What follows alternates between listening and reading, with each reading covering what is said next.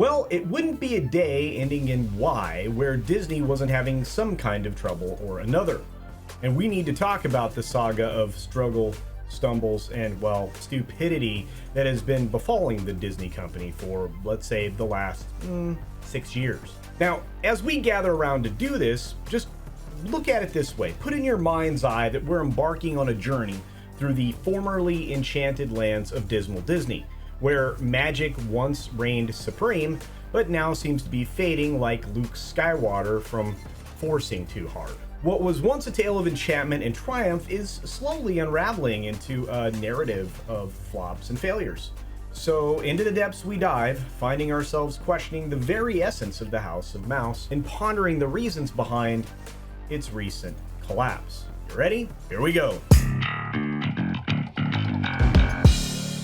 Alright, I'm going to do this in 3 parts. So let's start with the truth behind why Disney parks are making more money with fewer crowds, because that was the narrative that they were trying to sell everybody.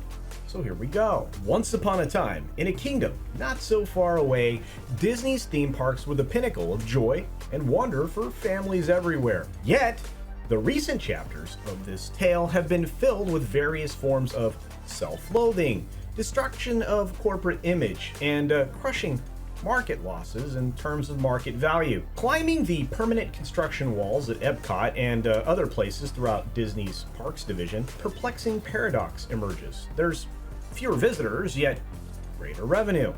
How is that possible that the parks are managing to conjure more gold and supposedly deposit it secretly into Scrooge McDuck's vault, despite, well, the tanking attendance? Now, if you focus in on the crown jewel of the theme park universe, the Walt Disney World Parks and Resorts, featuring them center stage, so to speak, the grandeur of the 50th anniversary celebrations recently ended, which, as an aside, I'll say were severely lacking in every regard, featured some twinkling lights and cheery colors, the ho-hum spectacle that graced the kingdom during that celebration, quote unquote, kind of supposedly powered attendance to the parks last year. If you fast forward to today, the echoes of that supposed powered up effort have, well, faded. See, many realized that this was merely a revenge travel trip for most people, and that's what drove the numbers. Lawsuits, layoffs, and disappointing closure of things like, I don't know, the Star Wars Galactic Star Cruiser, all paint a somber picture of the great degradation suffered by nothing more than the pursuit of an ideology. So what may have hurt the most is the thing that they tout for revenue generation. It's a brand new tool. This is an expensive post-ticket price purchase. It's a digital genie that supposedly grants you instant access to attractions and seems to have brought Disney closer to, well, the greed of Midas. The price hikes and the Genie Plus enhancements or enchantments or whatever you want to call that, well, the Disney Parks division revealed an astonishing supposed 13% bump in revenue for the quarter.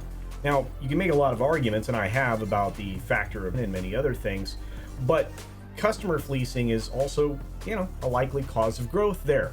I mean, consider this. You've already paid full price for a park ticket, and yet they're asking you to spend even more just to get a chance to ride a very popular ride.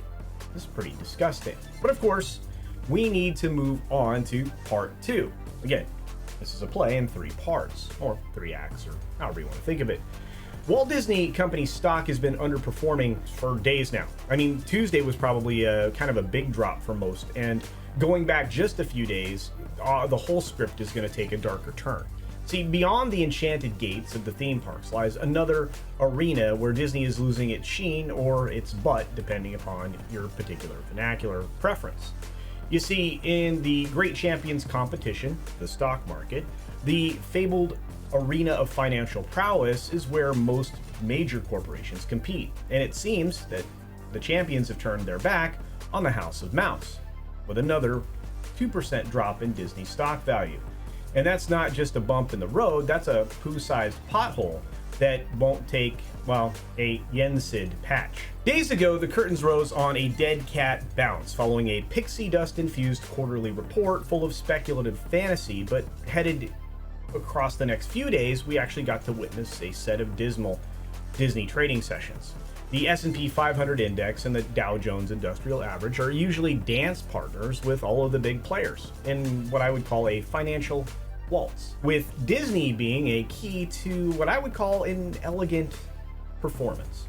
And of course, this hasn't been true during this recent set of frames, with Disney stumbling and faltering about like a clumsy knight in a full suit of armor. Amidst the greater financial masquerade ball that is playing out in this metaphor, Disney's stock sits alone, nursing its wound before great tragedy arrives, and seems to have already, well, come. Because as of close yesterday, no kissing prince arrived to bring the valuation back to life.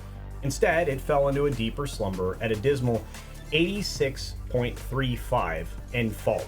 Now, we need to press beyond the numbers and seek the heart of the matter, because there's a lot of things going on in the background that nobody is really speaking to, at least not in the mainstream, not that you would expect them to.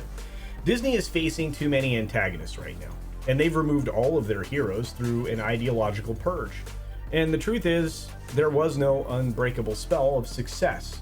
So, of course, questions linger in the air like whispers of hidden treasure as to where the magic has actually gone.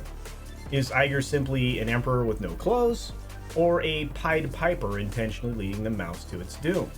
Now, to be a bit more serious and dump those things, we need to get to the conclusion. The part 3, the epilogue, the third act, whatever you choose. Because it seems that we're not alone in searching for answers as in where the magic went, what happened.